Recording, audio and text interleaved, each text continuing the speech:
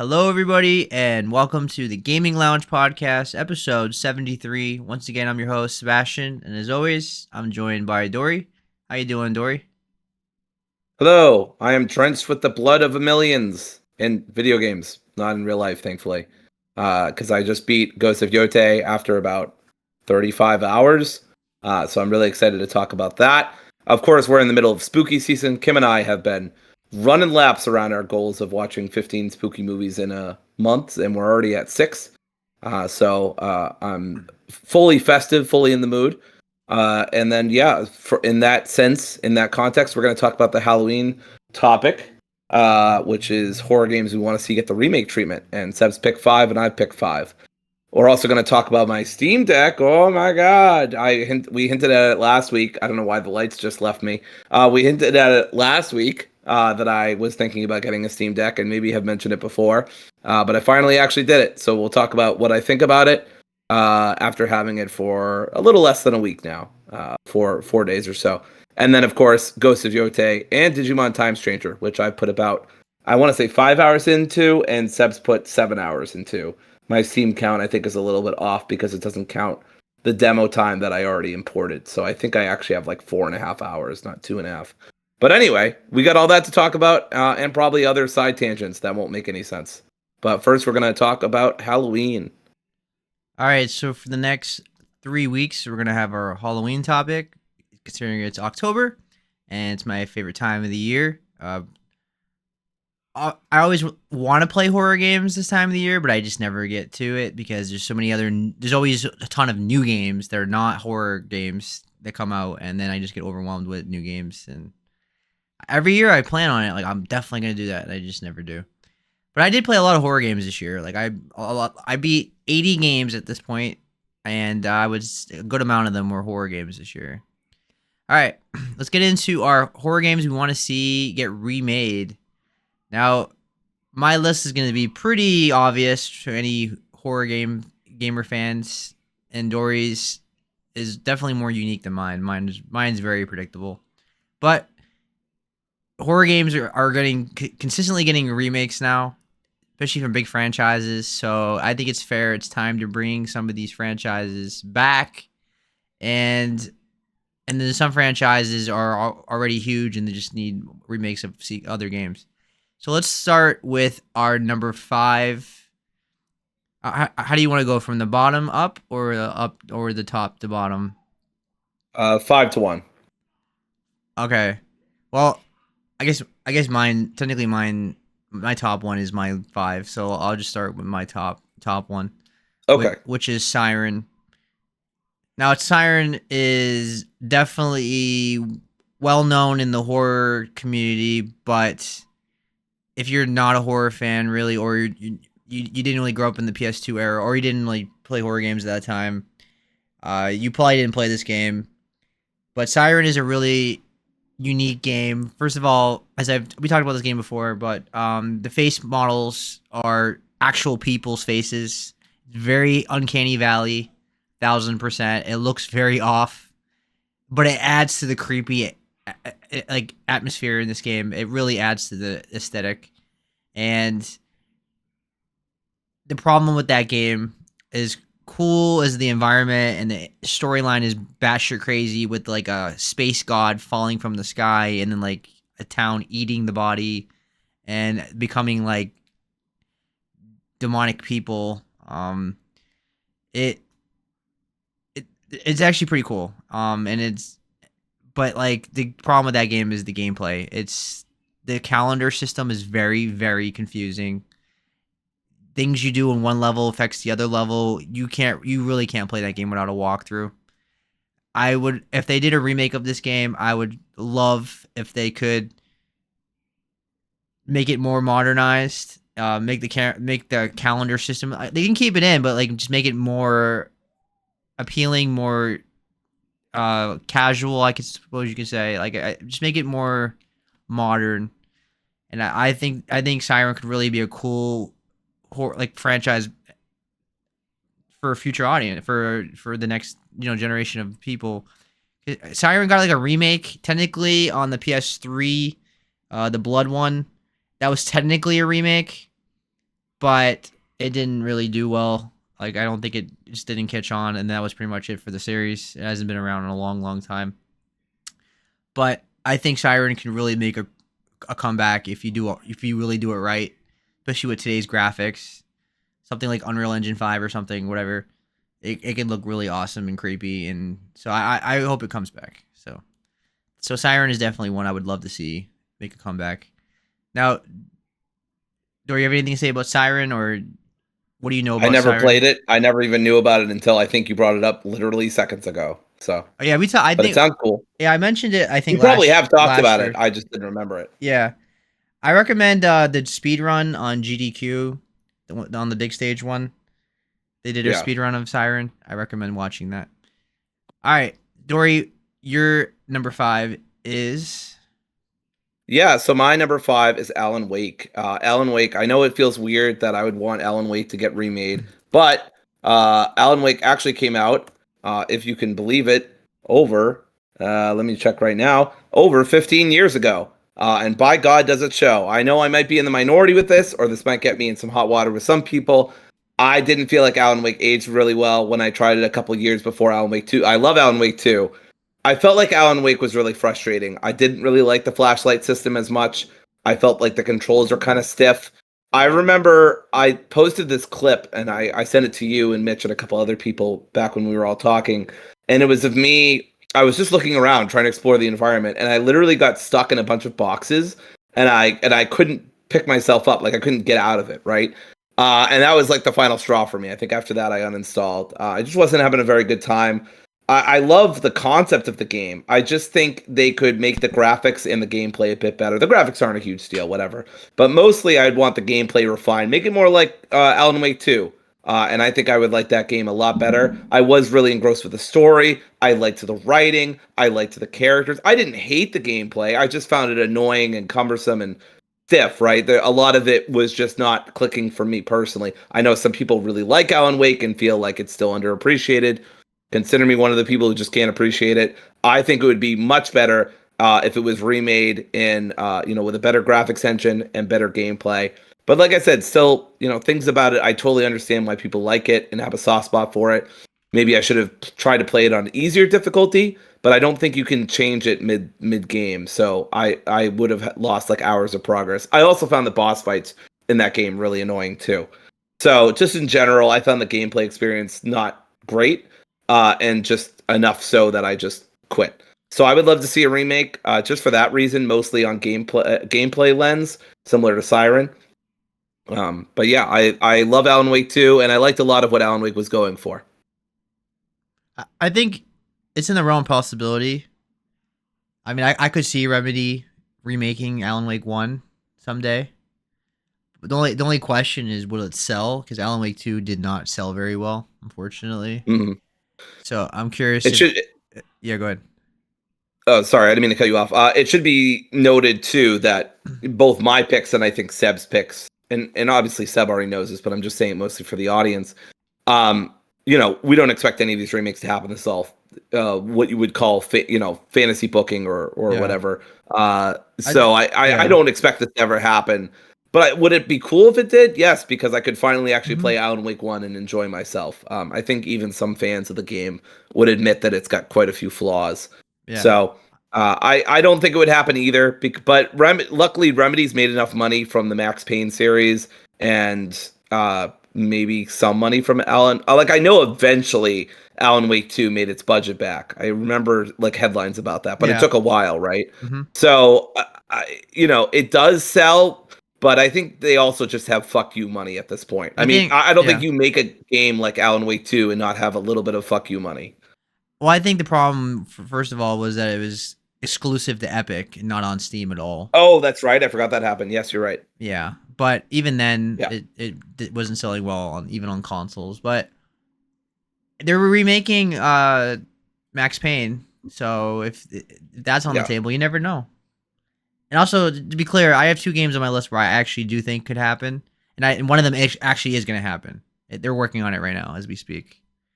Right. So I'll use that as a transition, and I'll make that my second game on my list, which is Resident Evil Code Veronica. Code Veronica 100% deserves a remake. It is one of the best games in the series. It's very divisive, as I've mentioned before. I'll do a really quick tangent. Player A makes the right choices. We'll have a lot more ammo. We'll get through the game very well. The game will feel easy. Player B doesn't save their ammo, uses all their fire arrows, makes the wrong choices.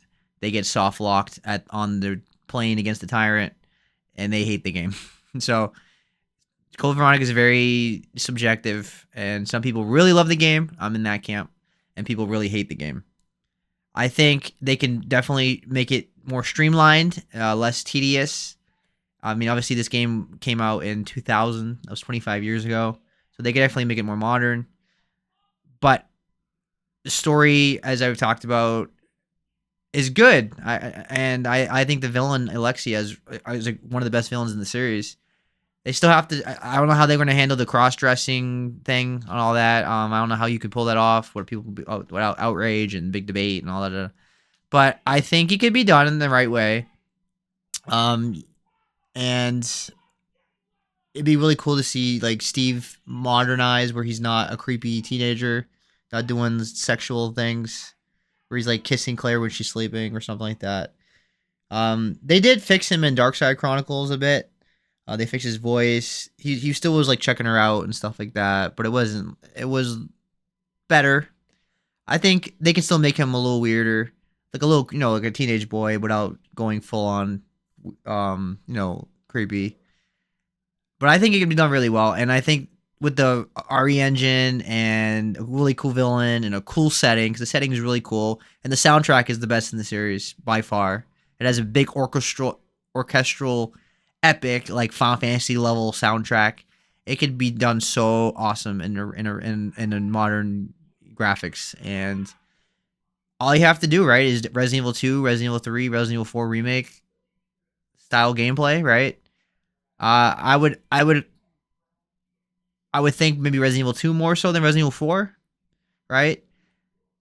And the rumors say that the team working on the Code Veronica remake is the Resident Evil 4 remake team. So if that's the case, that team worked on, I believe, 2 and 4. We're in for a banger, because that team, Resident Evil 2 remake was my game of the year in 2019, and Resident Evil 4 remake was just as good as the original, if not better, right?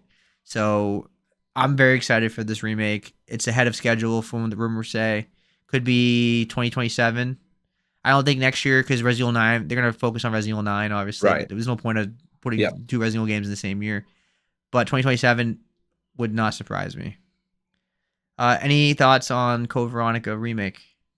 Yeah, I mean, and we've talked about it before, mostly the cross-dressing thing. Look, I really think that Capcom can just take cues from Square on this one and just do what they did with. I mean, maybe it's different, right? I again have not played Code Veronica, and I've only just played Final Fantasy, so maybe it's not like when Cloud dresses up like a woman at all, or dressed up differently, really. And maybe it can't work. But I mean, I do feel like there's two paths really for me personally with that kind of stuff. You either fully embrace it like they did in the Square stuff and make it an empowering kind of thing, or you just completely get rid of it and pretend it never happened, which I'm sure has happened in some remakes that I can't think of.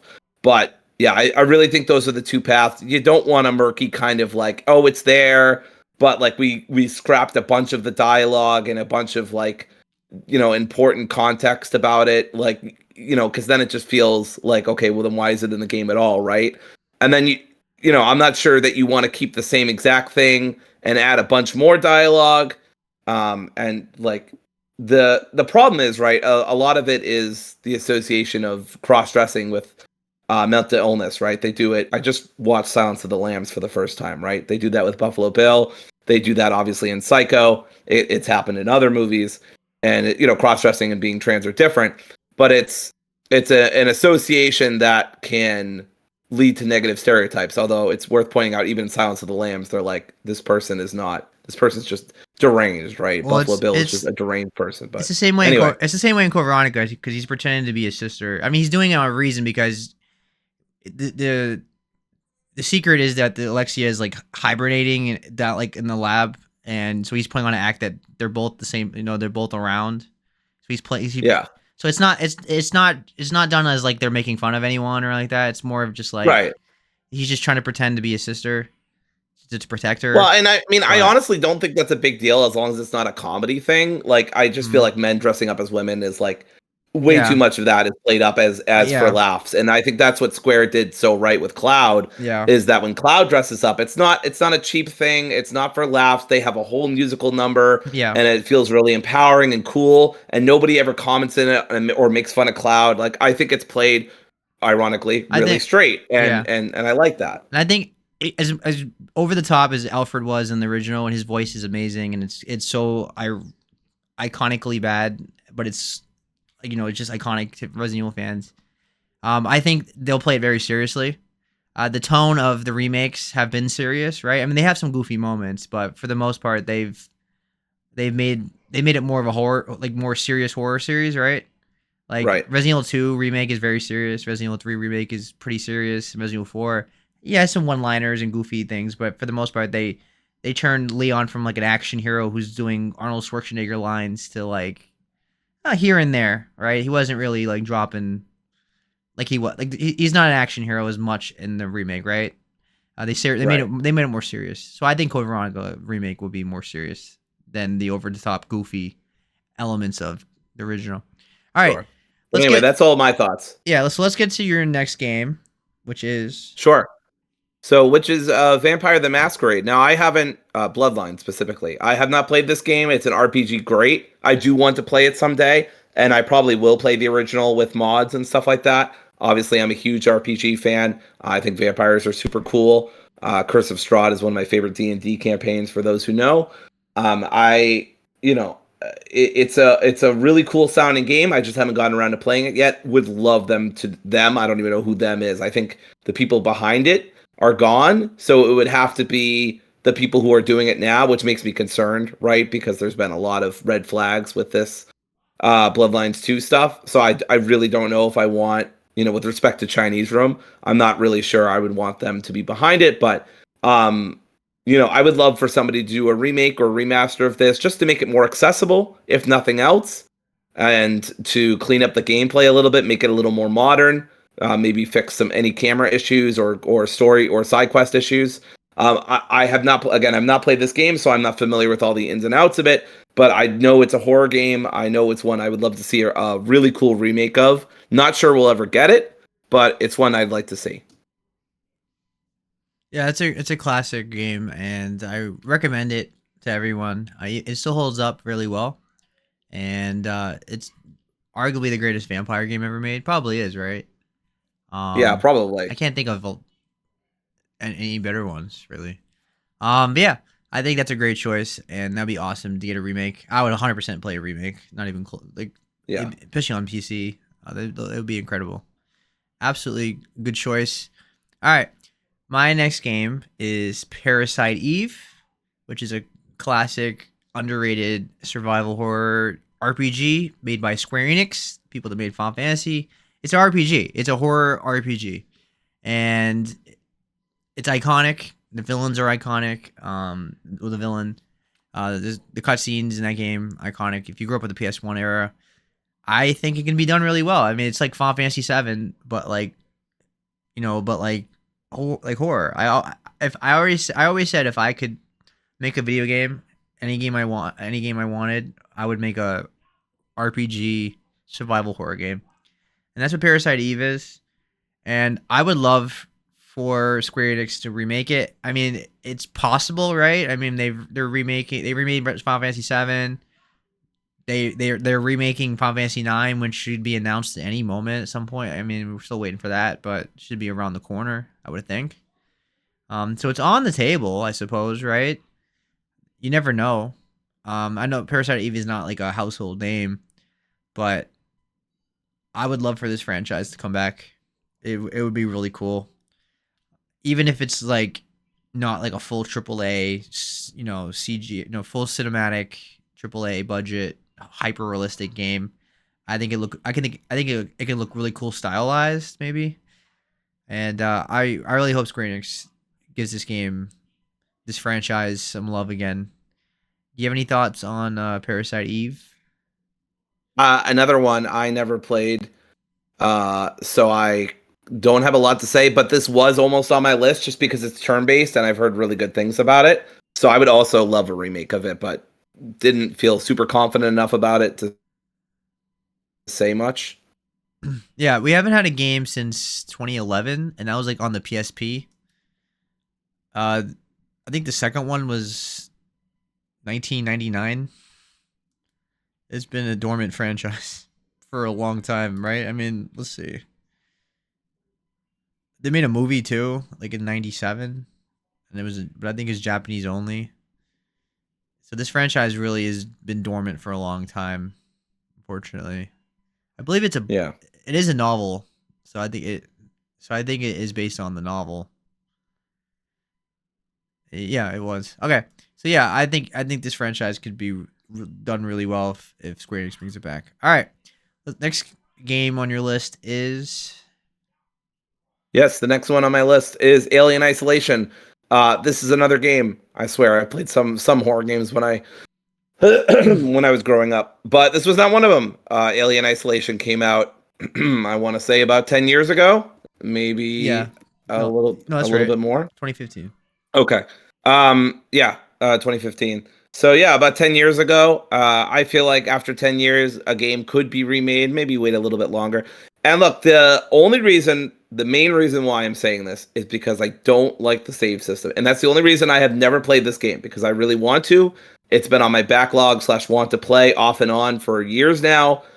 I just can't stand the kind of saving system where I could possibly lose hours or something of progress because either I forgot to save or I was gonna, but then I got distracted, or I just get killed before I can save, like whatever. Like the idea of losing that kind of progress in a game, I think is just about as scary, if not more, than the xenomorph. So I just would rather not deal with that. And look, I'm not asking them to get rid of it. I'm just asking them to have it as a toggle feature, right? Yeah. Keep it on for people who love that classic old school hard save system. No problem with that. People should be able to play games how they want to. But I would love if they had a modifier or a difficulty setting that disables that because I don't like losing progress and stuff like that would really piss me off. Yeah. Um, and I'm also, I mean, I'm not really the target audience with this kind of game. I love Alien and I love Aliens, but I'm not like super enmeshed in the franchise, right? I didn't watch Romulus or all the other follow-ups that Ridley Scott's made. He's really into AI anyway, so I still have to but watch I still have to watch the show. I think they came out on FX, I yeah, believe. I heard good things about Alien Earth. I want to watch that. Yeah. But regardless, I would love to see a remake of this just for that reason. I also think that there's a part of the game that people don't really talk about. Everyone's really excited about running from the xenomorph and hiding and stuff, but there's like parts of the game where that's not happening, and instead you're fighting these weird robot guys on a ship with a Mm, gun or something. I'm not completely sure because that, again, I haven't played it. that's right. But like I feel like we could just cut that shit out and just stay on the xenomorph and make it like a more, and maybe that's hearsay, I don't know. But make it a more All right. compact, tighter, punchier title, Mm, and just have it more focused on the xenomorph and escaping from it. Maybe, maybe that's too much. Maybe that's too much stress, and I don't know. The robot guys are there for a little de-stressor. But like from what I've heard, nobody likes that part of the game, and nobody even remembers it. I'm having a hard time even describing it, and I know I've seen like a video from like Oxbox outside Xbox, doing like talking about that part and how nobody really mm, remembers it because it's not very good. So I mm. would I would honestly cut that part out if they can. But I mean, again, I haven't played the game, so maybe it's That essential and crucial. I don't know. I have, and it's one of the best horror games ever made. I think it is truly a must play if you like horror games. I think it got a really bad rap because of the reviews, which were completely unfair, especially IGN's, which is notoriously one of the worst reviews I've ever read or and saw. And, Yeah, he's one of the guys who does the Xbox podcast. He's and I still there, and I generally like Ryan McCaffrey, but right? what his reaction to the review and his he made a comment on Twitter too about the second one. He made like a joke, but it was like in really poor Yeah, taste, and he deservedly yep. got roasted for that. I think he deserved it. because you shouldn't be bragging about like your bad review of a game. I mean, you can have a bad review. But I thought his review was totally unfair, not even accurate. But there are elements of that game that are totally fair to criticize, which is the length. The game was way too long. It went Yeah, on. The game went on too long. I agree with the robot. The Android part, it went on too long.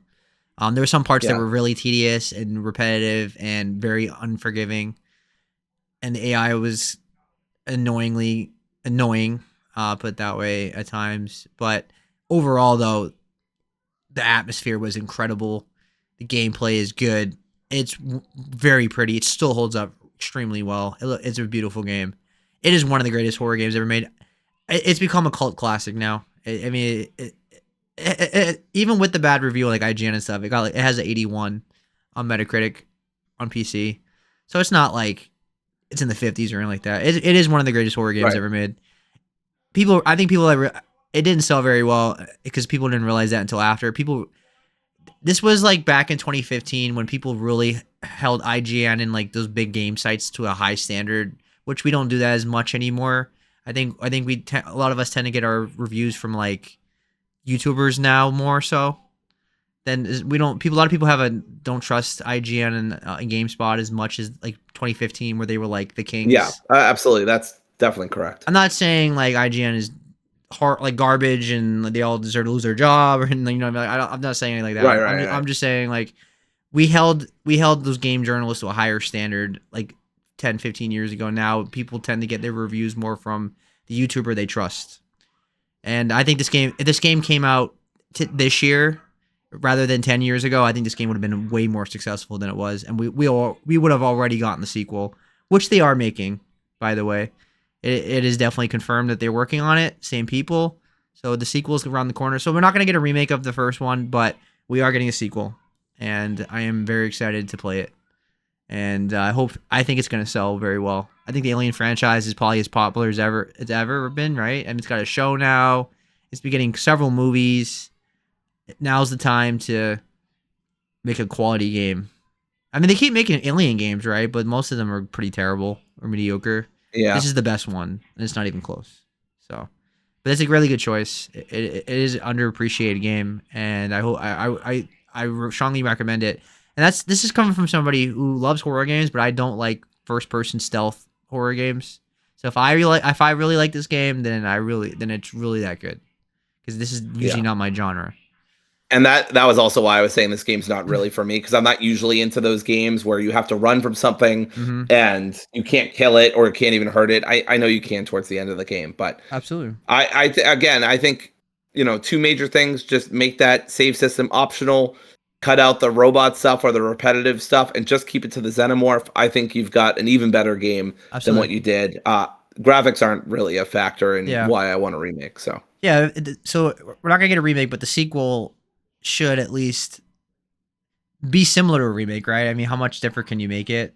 Um, yeah, the sequel should hopefully be shorter, less tedious moments, more forgiving save system or whatever, right? Make it a little more modern, I would say.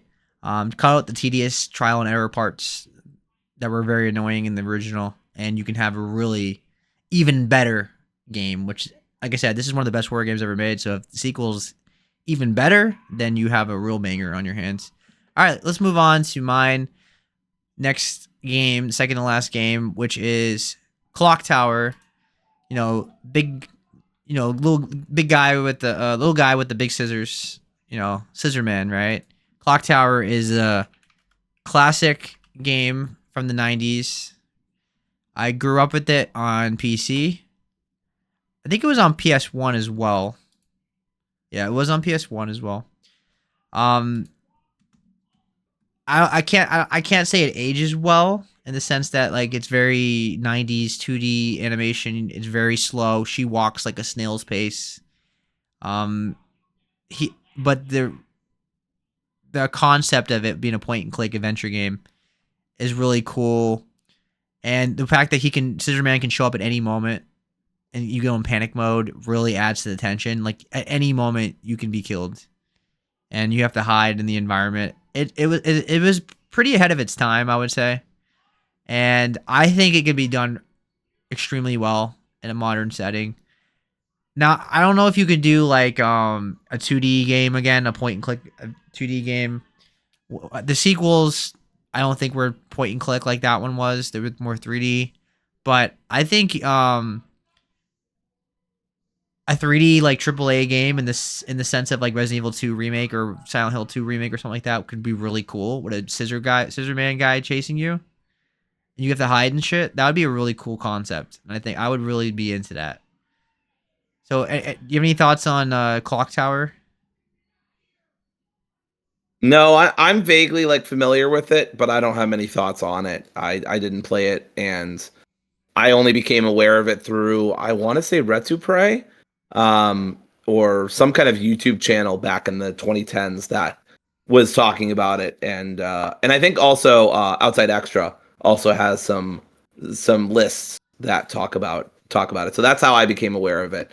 But yeah, I never played it myself. It's not really for me. I struggle getting into point and click games anyway because my brain just doesn't do well with those kinds of puzzles. That kind of abstract thinking just doesn't work well for me. But yeah, so I can't say I'd be first in line, but I'd be interested to see what they could do. Yeah. Plus, they re-released it last year on like modern consoles and on Steam, so you can play it, the best version of it right now. I believe it's the best version of it, and I recommend trying it out at least. But it's not gonna. You have to be a '90s person, a '90s kid, or a '90s adult to probably like it. It's just very old, but it's a classic, and it's one of the best horror games of all time. All right, Dory, what is your second to last game? Yes, my second to last game is Left 4 Dead 2. Remember Left 4 Dead 2? Everybody Yeah, was sipping some Mountain Dew, and Seth, that was a rhetorical question. Come on. Just kidding. I was. But it was. But yeah, remember sipping Mountain Dew and just sitting in your prehistoric gaming chairs that weren't quite gaming chairs, but we'll call them gaming chairs anyway. And you're just playing some fucking Left 4 Dead 2 with your friends. You know, maybe it's online or it's local on Steam. I remember that. It was fun as hell. I just want that feeling back. I Xbox know that they 360. have made some spiritual. Oh, sorry. Go ahead. Xbox 360 is what I played it on. Yes. I played it on, I want to say Steam, but it could have been. Yeah, it was probably Steam. But anyway, I played it on PC, I think, and I watched a lot of it from Team 4 Star back in the day.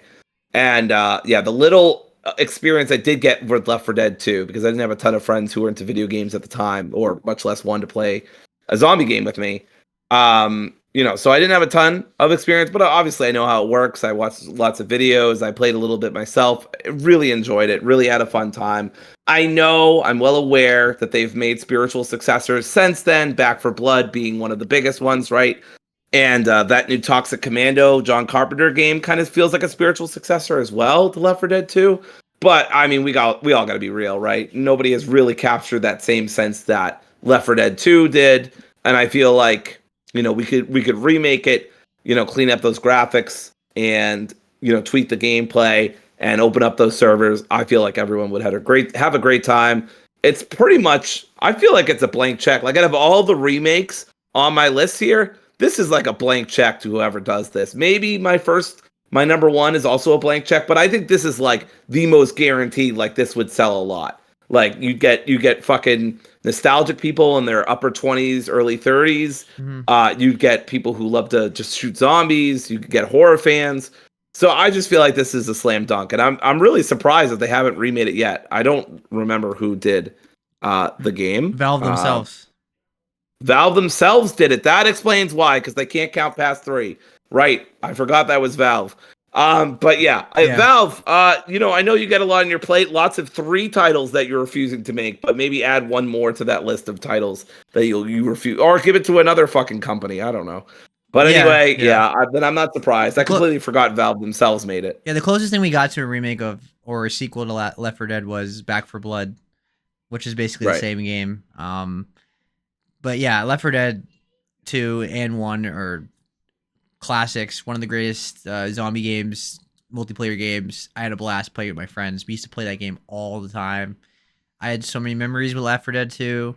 I'd be so into a remake. I just don't think Valve is gonna make a remake because they don't really make games anymore. I think they're making a new online game, but I don't think it's not anything to do with horror. But other than that, they're this is like before they got into Steam, like when Steam really took off and became like the place, right? For the point where it's going to be on like probably the next Xbox console is going to have Steam on it. So unlikely, but a remake would be so awesome, right? All right, my last game on my list is what a surprise. Dino Crisis. I mean, Dino Crisis deserves a remake so badly. But outside Code Veronica, I think this is very likely at some point to happen. I think it could happen. Like Capcom is looking at their IPs and want to remake their IPs, and Dino Crisis is right there, right? They have the engine to do it. They have the gameplay already established. I mean, Dino Crisis is just Resident Evil with dinosaurs. They have everything they need. They just need to actually do it. And it would translate very well, right? We don't have that many dinosaur games, and we don't have many horror dinosaur games. There's a few of them that just came out, but they're very like indie double A. We don't have a true like Capcom level triple A experience, and I think Dino Crisis could be so badass if it was like if it was like on the level of Resident Evil 2 or Resident Evil 4 remake or something like that. Man, what could be? They fixed the voice acting, and if they make a cool story, Regina is like a really awesome protagonist. I think you could really make a banger, and I really hope they remake Dino Crisis one day. And I think it's possible, right?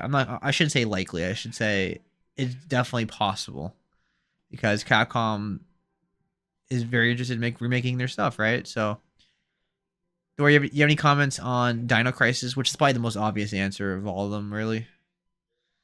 Yeah, I don't. I know everyone paused for shock and awe, but I did not play this as a child. So you would think I would have because I loved the Resident Evil series and I loved dinosaurs as a kid. So you would think this would be a slam dunk for me, but I just never played it, never knew it was a thing. Maybe if I had, it would have been like, oh hell yeah, but or heck yeah. Of course, because I was a child, and Yeah, definitely didn't swear. I'm just But yeah, I never played it, so I don't know. yeah, I'd be interested.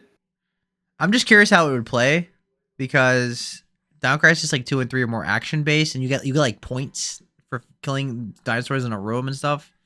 So would they go for more of a horror like Resident Evil 2 remake vibe, or would it be more like same gameplay as their sequels, where it's like top down and more point based system and all that? So I'm curious how they would pull it off if they did do a remake. All right, your last game on your list is It's Fear. I fear it is Fear. I went back and played Fear for the first time this year. I fear. Sorry. But yeah, this year I went back and played Fear. It rhymes must be true, and really loved it. I thought it was a great game. The shooting feels so good. The slow motion feels so good. The enemy eye feels competent. It's all the same, like pros that you've heard a million times about Fear. If you've ever heard someone talk about it, I felt like they all lived up to it. Yeah, obviously the story wasn't much, but it was cool. And obviously it has the little girl with black hair who's really creepy and stuff. That was all the rage back then. But yeah, I thought it was super fun. Would love to see a remake in a better engine with slightly better gameplay. And just in general, would love the series to continue or go back to its roots. They really kind of lost their way in terms of like being a horror game, mm, and instead they turned into kind of an action game. mhm. So I believe this is developed by Monolith, and I don't think they're around anymore. Nope. Yep, they're Rest not around anymore. rest in peace. Rest in peace. Yeah, They're they they're owned by WB now. The franchise is owned yeah, by they're owned by WB. So yeah. what's that? The franchise is owned by WB. They own the IP, so WB would have to make the game. Yeah. So WB would have to give it to somebody else, and as we know, WB doesn't usually do well with their gaming franchises. So Suicide Squad. So, like, just generally, I'm not optimistic about this happening, but I'd fucking love for it to happen. And I think it would be really cool. So, yeah, fear would be great. Yeah, Fear gameplay holds up extremely well because it was like an action. It is an action series, but it had a lot of jump scares with the girl and creepy ghost girls were all the rage in that time. And Fear is one of the greatest horror games of all time. It's a must play for any fan of horror games. It's if you like first person shooters and you like horror games, it's one of the best combinations of all time. Probably the I maybe will say there have been. Oh, so go ahead. perhaps the greatest horror based first person shooter of all time. Maybe. Maybe. I think it's definitely up there. I really liked it. I can't think of too many other Yeah. horror games that are that System Shock. FPS inclined. Maybe System Shock. Unless you I count. didn't really care for the. Well, I couldn't get into the remake because I was having issues, but yeah. I mean, because I don't really consider Doom to be horror based. Maybe Doom 3, but Right, unless you look at Doom 3, yeah, Doom but 3 is the I don't only know about one. that. Yeah, I wouldn't. Yeah. Doom's an action series. Anyway, what are Yeah. you gonna say? Oh, I was just gonna say that, and I totally remember what I was gonna say. Yeah, I mean, there's just not a lot of them that are FPS motivated or inclined, I guess is the better phrase for that. But yeah, I totally forget what I was originally gonna say about Fear. But yeah, it was a cool idea. Here's what I was gonna say: spiritual successor. There is a spiritual successor to Doom to Fear, which is I think is Trepang 2. I played a little bit of it and I liked it, but something about it just wasn't connected. I think I was having a frustrating time with the difficulty and just backed out. But a lot of people who like it say it is basically Fear, just a little less. I think it's not quite as infused with horror, but there's definitely some like paranormal psychological stuff going on there that Fear fans might enjoy. So I did play some of it and liked it, but yeah, we can probably move on at this point. Yes. All right. So after long time of think like I don't know what it was, Dory, but like you couldn't decide whether to buy it or not, and you dragged your feet. Could have had it sooner. It turned into a whole saga of will should I not, will I not, and but you finally got the Steam Deck. You got it was on sale, right? It was like $319, which is amazing considering the the Xbox Rogue Ally X is $1,000, and the Lenovo Legion 2 is $1,500. The fact that Valve has a PC handheld that plays a lot of games for only like 300 and something bucks. So, what's been your experience like? Which I consider the greatest handheld of all time, and I say that I don't say that lightly because I am a giant handheld fan. So go Yeah. ahead. So I got the LCD. It's right here, my baby. You're not my baby anymore, Zena. I'm sorry. And I got it for $319. I got it by using the PayPal credit system.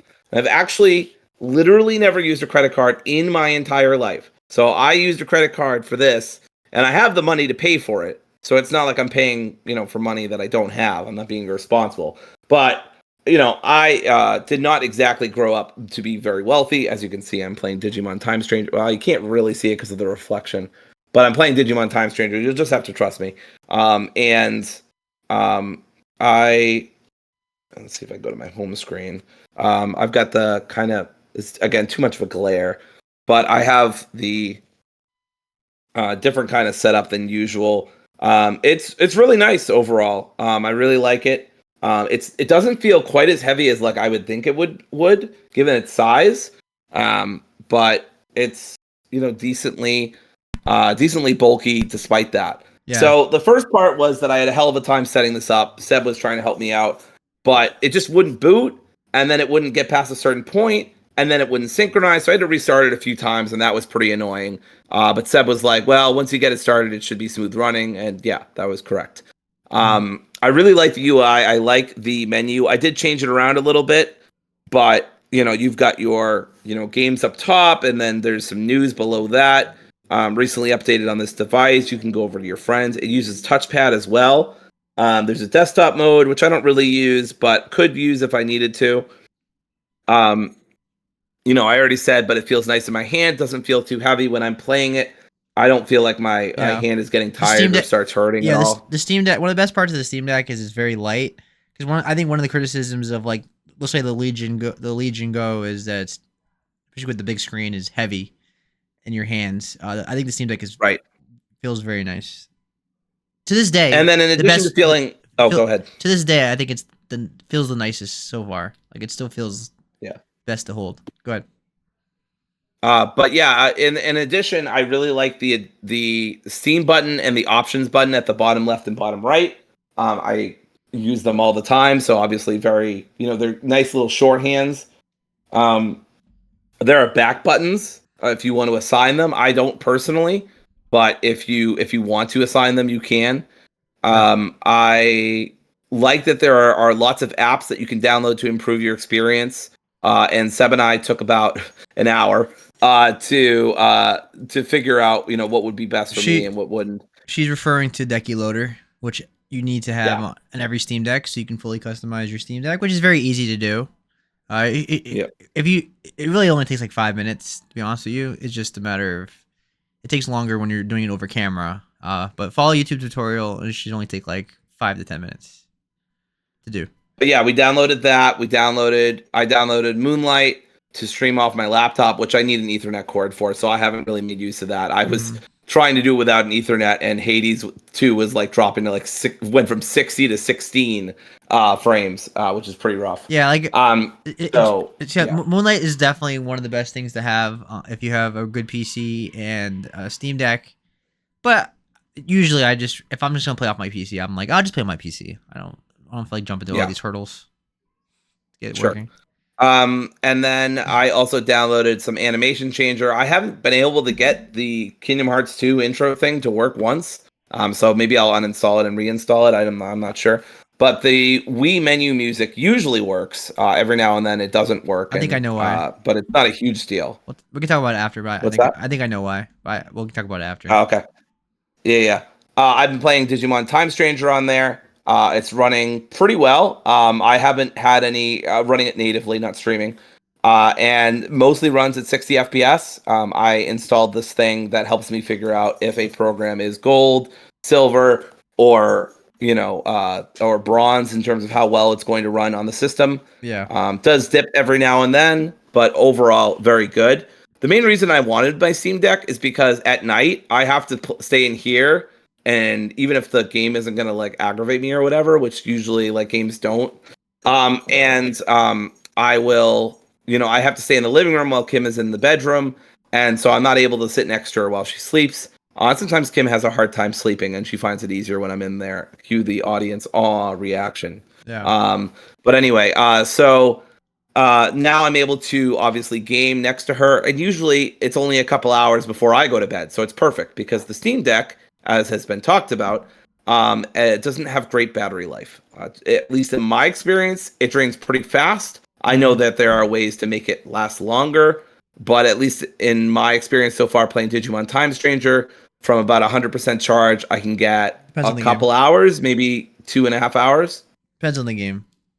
Yeah. Yeah.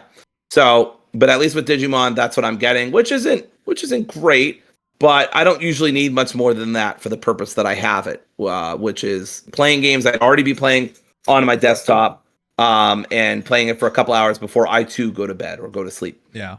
It'd also be nice to have for road trips, so I'll probably bring it with me in the car, for road trips and play a couple hours while I'm waiting in the car for us to get wherever we're going. Probably watch wrestling. Hmm. Um, but yeah, I'm working on, like I said before, setting up Moonlight and using an Ethernet cord so I lose battery a little slower. And then A lot slower, yeah, I actually. I wish, yeah, maybe a lot slower. We'll see. I wish it had better battery, but it's still great to be able to play these games and not be tied down to one part of my apartment or even my apartment at all. Um, and then yeah, I don't really have much negative to say besides the battery and just the app's not consistently working, and that's really it. It's really good for playing a lot of AA and indie games, and that's mostly what I'm going to be doing. If I want to do AAA, almost always, unless it's like an older AAA game, right, like 5 years old or something like that. I'll probably just play it on my PC, which is fine. I don't always need to be in the room, but it's nice when I can. Steam Deck is the best one as long as you have realistic expectations. I mean, best one for the price. Obviously, the newer handhelds are better graphics, better performance, better battery, but Steam Deck shines because it's cheap. It's easy. It feels nice to hold in your hands. Steam OS is incredible. It's a console-like experience. Fully customize it. Linux gives you freedom to do a lot of things if you really get into it. But Steam Deck is the best handheld of all time. You can literally play everything, all the way from like Pong, all the way up to like PS4 games. Like it's insane. The emulation, it's the greatest emulation machine of all time. You can have thousands and thousands and thousands of games on your on one device, right? If you invest in like one SD card and it's 1 terabyte, 2, 3 terabytes, you can have like thousands of games on your Steam Deck. If you not modern games, but like ROMs and stuff, it's incredible. It is truly a must buy if you have Steam. But I recommend the other PC handhelds too, of course. But just as long as you have realistic expectations, it's not a AAA machine. It's outdated, but for indies, for older for double A games, older AAA games, it is incredible. It's like a PS4 basically in your hands. And yeah, I love the Steam Deck. All right. So speaking of Digimon Story, Time Stranger, I've been playing it as has Dory, and I will start with my pros of it. So, Digimon is a franchise that I grew up with in the 90s. It was like my favorite franchise, or not franchise, my favorite game series, not game series, my favorite show, cartoon on Saturday. Like, it was the best Saturday cartoon for me. I was very excited when it came on and everything like that. And I really liked the first 3 seasons, and then I kind of fell off from it. And this game has gotten me more back into Digimon. Really, um, there's a new anime that just came out as well, which is really cool. That was pretty awesome. I still have to watch it. I think it's on Crunchyroll. But anyway, pros of this game. First of all, I think the story is really cool. I do think it takes too long to get going, especially in the beginning. It drags, but once the time travels, twist kicks in, and all that stuff, I think it starts picking up. I like the characters, very likable, easy to root for. The story it's a really cool story. It's a JRPG, turn based, and it's solid, right? It's not like stylish like Persona or anything like that, but it's very solid. Gets the job done, and solid gameplay, cool story. Collecting the Digimon and evolving them, digivolving them all is really fun. You can spend hours customizing your team. You can have 6 of them. You have 3 in your main party, and then 3 like as like backups, which is really cool. I'm currently close to getting my Digimon to the ultimate level, so all of them are on champion level. And my goal, obviously, is to get them to Mega, because War Greymon's my favorite Digimon. Always has been, always will be. And it's really fun doing that. The combat feels strategic without being slow. The turn-based fights with a fast-forward option, thank God, makes the game feel less grindy. I really like the fast-forward option where you can fight faster. So when you're constantly fighting enemies, it does get tedious. It's repetitive, and What's the fast forward option? Because is it just pressing A lot? no, is that option or like it speeds the fights up for like they don't do their everything's just really fast. So like the animations are really fast. So it kills things Oh, how faster. do you do that? It's like it's in the settings, or it's like right when you're fighting, really. It's like a little Gotcha. button Okay. on the Cool. bottom that does it. I think it's like right in the bottom like of the extra screen, like while you're fighting. Like I think you hit a button or something, it just speeds Oh, everything up. okay. It makes it so much better Cool. because it gets very tedious. When you don't do that, I think the visuals are bright and stylish. I think the Digimon designs are really good. This is the best looking Digimon game by far. This is the prettiest Digimon game. It reminds me of Persona. I really like the art style, especially when you get to the Digimon world, and there's Digimon everywhere, and like it's so amazing to see all the Digimon everywhere, and it's so nostalgic because I recognize almost all of them. Like a lot of them are from the shows, the first four Yep. seasons, especially. It's really cool. I really like that you can ride on any Digimon you want. That's pretty cool. So if any, that's so that and it also makes it faster. So it's definitely good for the game. You know. Anyway, the music fits the mood. I think there's an energetic. They're energetic in battles. It's pretty chill. It's nostalgic in the right moments. There's quality of life features like the Digi Farm. There's easier team management, so it makes it more player friendly than the older games were. I think the game plays very well on the Steam Deck and other handhelds. So this is a really perfect handheld game. This is a game I've been playing on my Steam Deck on the go. Plays extremely well, and I think there's a lot of replay value in this game. You really get your money's worth, especially if you like Digimon. Like as I said earlier, I grew up with Digimon on Saturday morning cartoons on Fox Kids.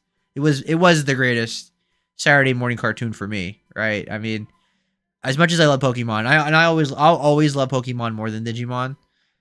And Pokemon kills Digimon in the games. Pokemon is the best in the games, but the show of Digimon was always better than Pokemon. And even though I watched Pokemon and Digimon on the same day on two different channels, Digimon is the better show. Uh, Yeah. so yeah, you have a lot of replay value. You have a bigger roster. You have side quests, and you have reasons to come back. I didn't beat it yet, but I know you can come back after the main story and do stuff. So you get a lot of money's worth. If you like if you like Pokemon style games where you collect monsters and you grind them and train them up, level them up, digivolve them, you'll have a blast with this game. It's very addicting. You'll like the gameplay loop. But you have to like turn-based RPGs, turn-based JRPGs. If you don't like this genre, this is not for you.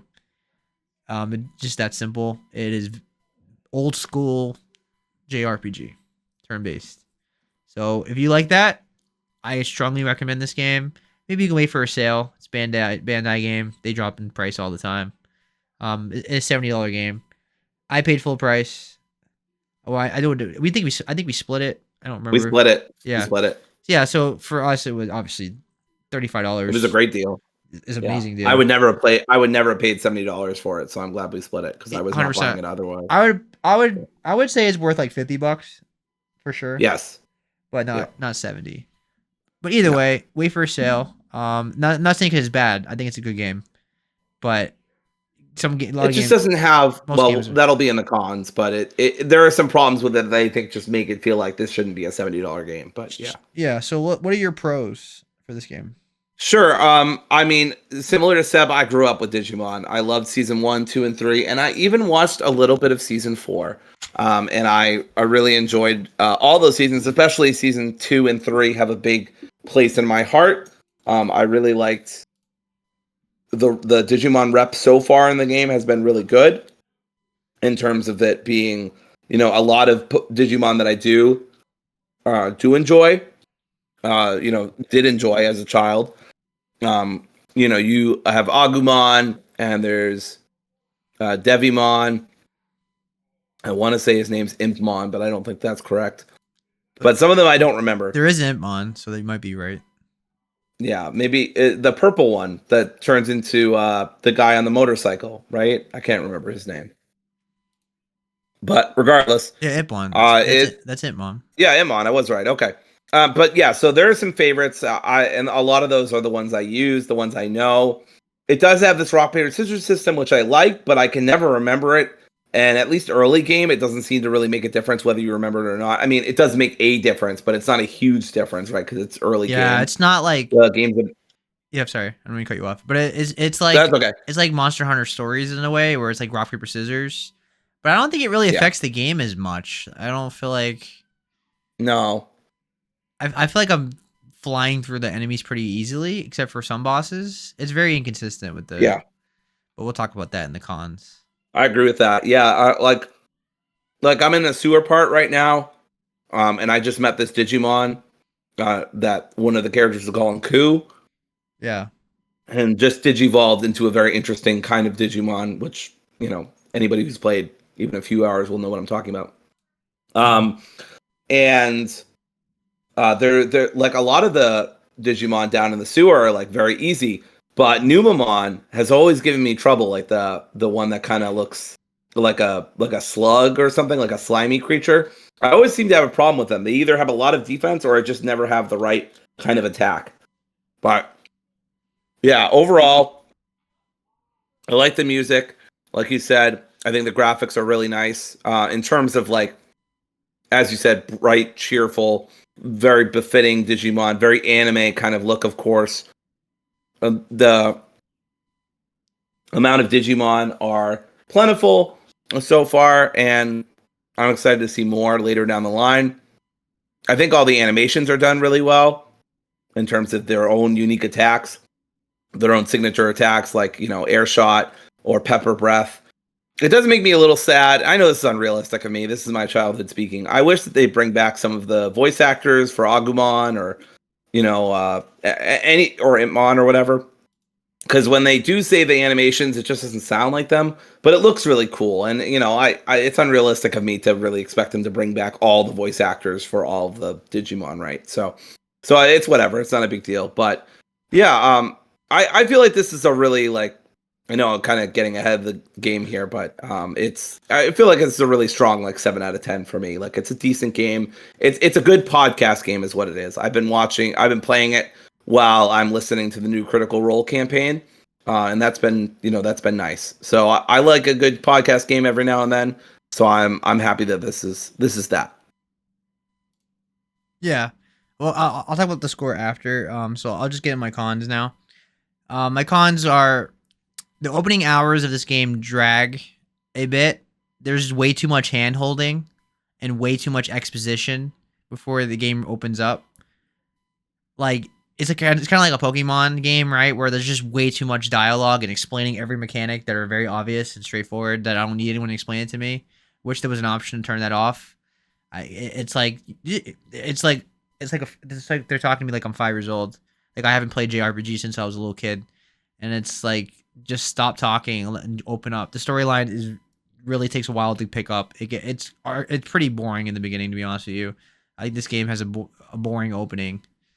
There's some cool parts of it, but like for the most part though, it really takes a while to get going. Unfortunately, I think the UI can be a bit clunky at times. The switching between menus for training, battling, and evolution, it gets old pretty fast. It could be better. There's other games where like Metaphor, for example, where the UI is incredible, and I never had an issue. Um, but this game, the UI is an issue. You agree with that, Dory? Yeah, it's tough because you have these like quick um buttons that you can press to get to the menus, but then you can also, as you get the messages about Digivolution, you Yeah, can like press the button as it happens, or you can press it later. It's confusing. yeah. Also, I think the side content in this game feels like filler. There's like basic fetch quests and repetitive grinding. It's just really not. They're not fun at all. I really recommend just streamlining this game and grinding whatever you can fight. But otherwise, I don't like. I find it boring. The side content in this game is not great. There's some RPGs that have some incredible side content where the side content is arguably better than the main game. This is not one of those games. I strongly recommend you just streamline it as much as you can and grind whatever team you want to grind. But it's up to you. Play however you want, of course. There's a few performance hiccups. There's some frame rate drops, some minor bugs, and there's like slow transitions between areas. I had one part of the game where I had to load my save because it completely bugged where the bridge wouldn't come down and I couldn't progress because the game glitched completely. And this is a known problem. There's several things like that in this game. It's not the most polished game ever. It plays fine. It's not like a major negative, but it's definitely there. Don't expect a pure AAA, maybe Nintendo quality game. It's not that. There's issues with the performance at times. I think the dialogue is. I think the voice acting is good and the dialogue's pretty good, but it's a bit awkward and stiff. The storyline's good, but the dialogue's not the greatest performance ever. It's a pretty general anime plot, right? Nothing to write home about. The voice acting is pretty standard anime. Yeah. Nothing really bad, but nothing like blows me away. Like there's some, like anime. Some anime has like amazing voice acting with the screaming and the drama, and the voice acting is incredible, right? You really feel their emotion. This is not this game. It is kind of just, I don't want to say bare bones, but it's very standard, right? Best way I can describe it. It's very standard. It I never mean, go. and that's part of why Yeah, go I ahead. feel like the game is not deserving of being a $70 because Mm-hmm. the presentation is just not there. The Mm-hmm. graphics, although they fit what a Digimon game should be, Mm-hmm. they don't fit what this price tag seems to reflect, right? This is not Mm-hmm. this doesn't feel like a AAA game. It is a AAA price tag, but it sure as shit doesn't feel like one in terms of its presentation, right? Yeah. Like, yeah, the characters are nice to look at and the Digimon are nice to look at, but like the surrounding areas are just kind of like whatever. Yeah. And like Kind of in bland. general, I just am not really impressed with the writing or the voice acting or the Yeah. environmental graphics. And they're not bad. They're not terrible by any means. They're just not particularly good either. Like you said, they're standard. They're fine, but it's not worth $70. Yeah. I agree with that. And it's cool writing on the Digimon, but they don't really add anything. You go up, you move faster a little bit, but I think it would have been cool if like you could like fly over the area, like actually fly in the air and stuff like that. They could have did more mechanics with it, really. Because this game is so linear and the areas are so tight. You really just, it's just a little extra mechanic. It really doesn't really add much to the game. It could have been done in a cooler way. Maybe an open world Digimon game would have played better. Like, look with a mounted Digimon, but it's fine. It's just not. It's whatever. And one of my big issues with this game is the difficulty balance can be very uneven. There's some bosses that have health, like big sponges for health bars, and then there's other ones where they go down really easy. It's very inconsistent. So there's some bosses that like they have huge health pools, and then there's other ones that go down very very easily, and it's just all over the place. Um, there's some mechanics that are annoying. I thought like you have to hit the head of the Digimon, and things like that, and it was for the most best way I can describe this game after saying my cons is it's probably the most 7 out of 10 kind of game that you can have, right? It's a good game. It's just not a great game. It doesn't go over. It doesn't go beyond good. It doesn't. There's nothing great about it, really. It's the definition of good. It does all the right things right, but it never goes the extra mile to be better than that. So I think it's Yeah. probably I think a 7 out of 10 is probably the best. Maybe 7.5 if I was really digging it. But Sure. in the sevens, it's a sevens game. And that's not a bad thing at all. That's a good game. But Yeah. don't expect Persona level writing, or don't expect voice acting to be that incredible. It feels like a anime style game, where I mean like it feels like a game based on a show, where like they're pretty good games, but they're never like incredible games. They never go the extra mile. They always feel like by the numbers. The best way I can describe it. This game is a love to Digimon, and it captures that very well if you love Digimon. But I'm just saying, don't expect the next level of that. It's just not that. Wait for a sale, and I think you'll really like this game if you're a Digimon fan.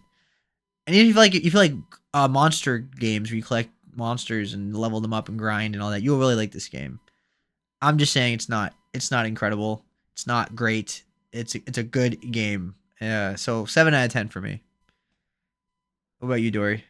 You already said Yeah, I it's, mean, that's probably where I'm at too. yeah. I think that, in addition to what you said, the character animations can feel stiff or awkward.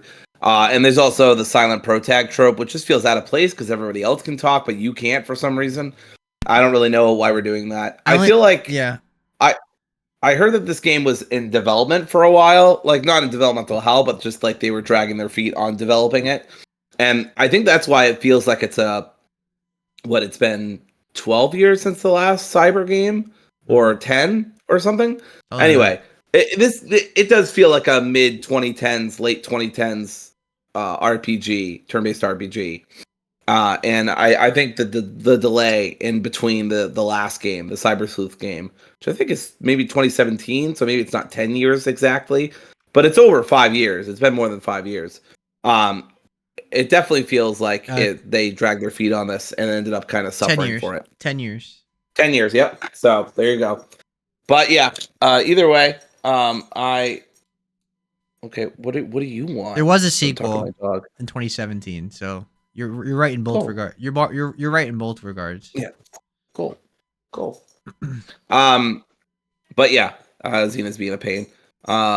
Okay, so yeah, it's a good game, like you said. It's in the sevens. I don't think it's much more than that. I'm still gonna play it. I like a good podcast game. I'll beat it unless like some big bullshit happens or something, and I get to this boss that I just can't beat.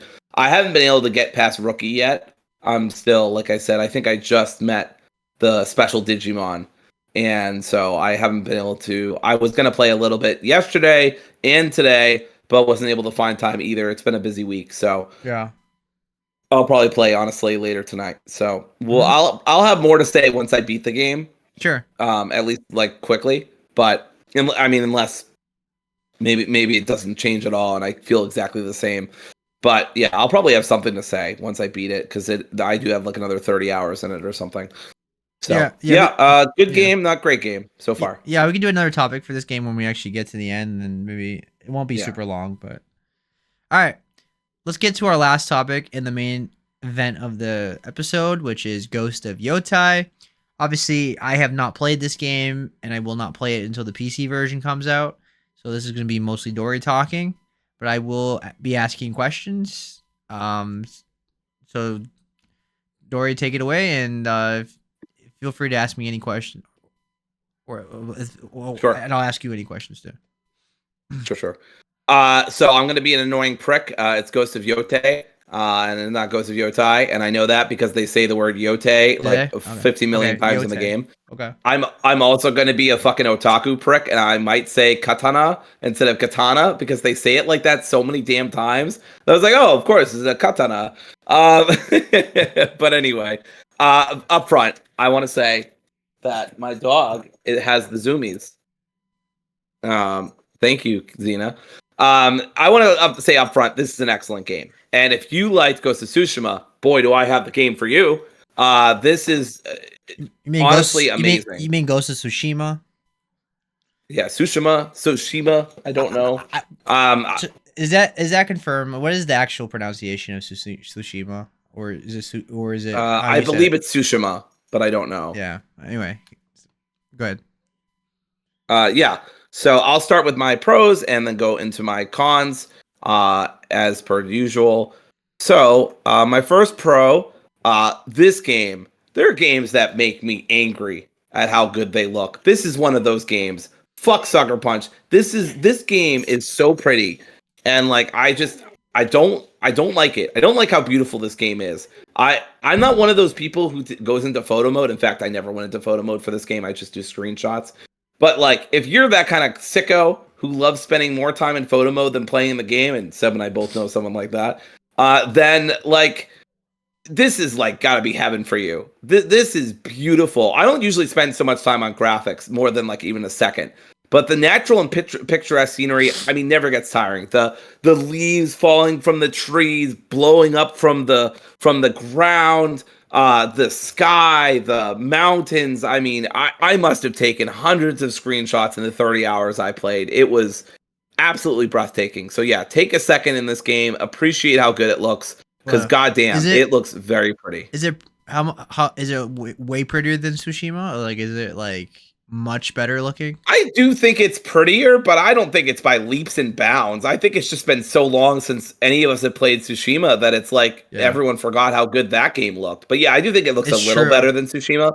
Yeah, But not not like it's not a leap, you know. Sure, It's still the PS5, right? yeah, because So the PS5 version and the PC version absolutely blows me away how good it looks. I mean, even the PS4 yeah, version blew me away how pretty it was. So yeah, it's no surprise this game is yeah. beautiful.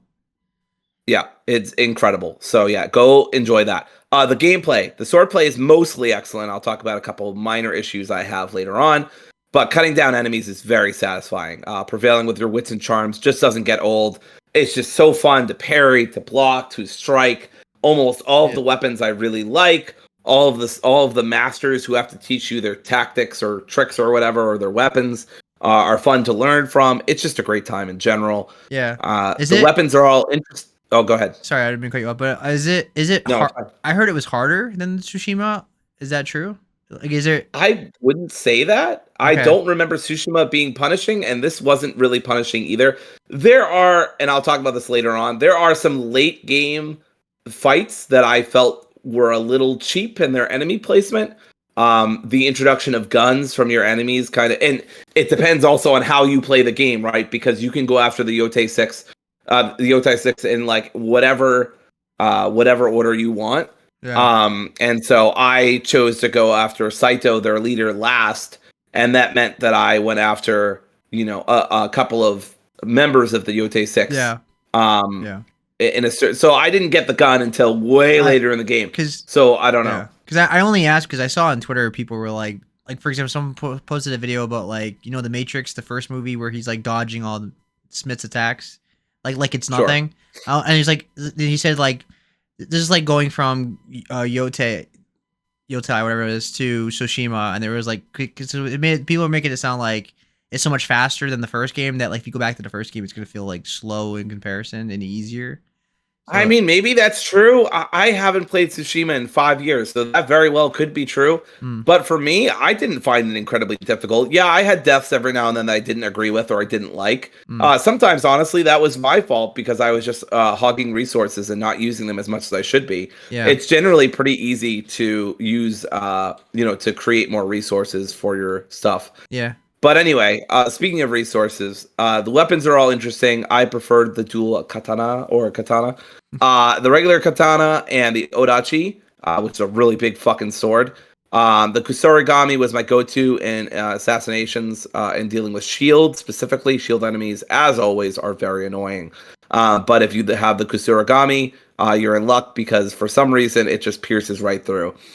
Um, in general, the writing is stellar. The characters, even the side characters, even a couple of the bounties that you have in this game are really well written. Mad Goro has to be my favorite character I've seen. One of my favorite characters this year, and I won't say too much about it because I don't want to spoil anything. But he's such a great character, and it's a very basic character trope that it's in his fucking name, right? He's kind of loco. But he's just done so well, and he's such a cool, likable character that I really like him. There's another one too, but I won't get into it too much. But basically, all the characters are written really well, especially Atsu. You can understand why she wants revenge on the Yotei 6. You can understand her position, even if you don't agree with it.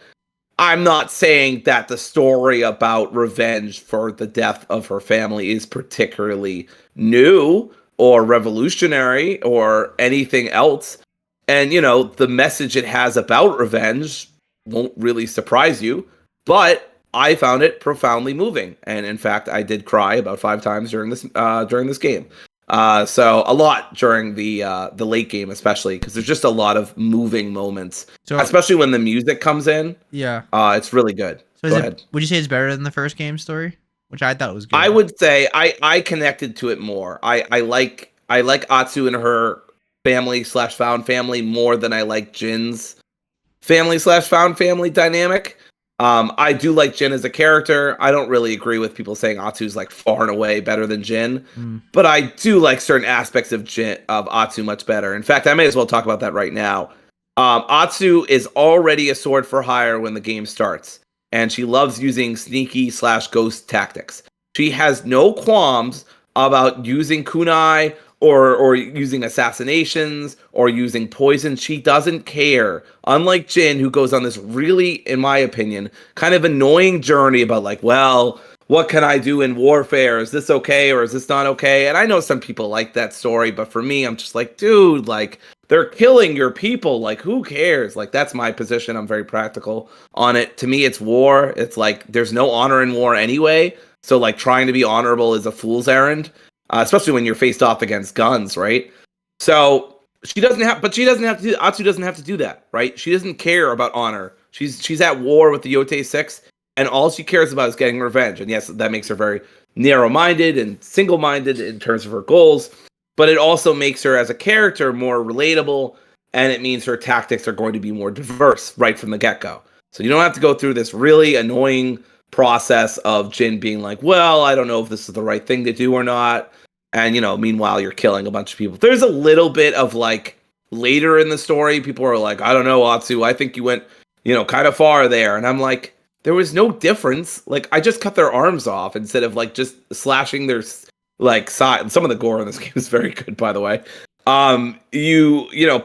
People sometimes complain that modern lightsabers in Star Wars games can't like do enough in terms of dismemberment, but Ghost kind of got you covered. You can cut off both arms if you want, depending on what you're doing. So anyway, yeah. The music is beautiful. If you are into the shamisen, or kind of a Japanese acoustic guitar, I guess you would say, it's very, very good. I love the music. Some of the strongest moments in the game were backed by the shamisen. If you like music at all in video games, you're going to love this. This is the next thing I want to say is probably the most important. Exploring the world feels rewarding and engaging. That is so missing from so many open world games. It's crazy. It's such a big deal, because this is an open world game. So many games get it wrong. And I'm not saying that any of the activities that they have you do, like sit in the hot springs and reflect like you do in the first game, or the bamboo strike like you do in the first game. And then I think also you like protect wolves and stuff. None of it's like amazing, but it all feels rewarding. It all feels engaging. I always want to go out and do it. You get these skill trees for wolves, you get charms from foxes, you get health from hot springs. I wish you could have upgrades that give you more defense, because it did feel like no matter how much more health I got from hot springs, people were still cutting me down pretty fast. In that sense, it is difficult, but if you're not just focused on the main story, you should be able to keep up. I was able to keep up generally, and I'm not a fucking Sekiro player or something. But yeah, they're rewarding. They're easy to find. You can use your spyglass if you want a more direct approach. You can use the wind, of course, just like in the first game. You can use, eventually you get an outfit that helps you find certain things. I believe altars for learning skill tree. It was really well done. So they're usually easy to find. Seb, did you have any questions so far? Nope. Pretty straightforward. Okay, great. The villains are, actually fairly sympathetic. At least some of them are. I'm not going to say all of them are. The snake, I don't really think this is a spoiler. It's pretty early on. But the snake who you clash with very early on in the game doesn't have much of a story at all. But everybody else pretty much has some kind of motivation, character, story, and just generally, they make sense where they're coming from, even if like they're not good people, right? I like the quickfire weapons. You've got kunai, you've got dust that you can throw in people's eyes. You have a pistol that you get at one point, and you also get bombs. I loved smoke bombs. After I got smoke bombs, I pretty much didn't use fire bombs, but those are helpful as well. But smoke bombs are really cool. Just throw one down, and obviously you can assassinate to your heart's content. I want to call it Erika Ishii, but in a positive way. Now, I'm biased. I love Erika Ishii. She/they are in a lot of Game Changer and Dropout content. That's where I know them from, but they're also an excellent role player. They've been in D&D stuff. They are just a phenomenal voice actor here.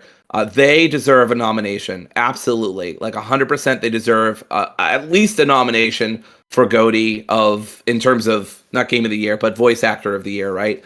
Or a BAFTA or something, because she's just incredible. She does Atsu so much justice with her voice acting. I thought Jin was great too, by the way.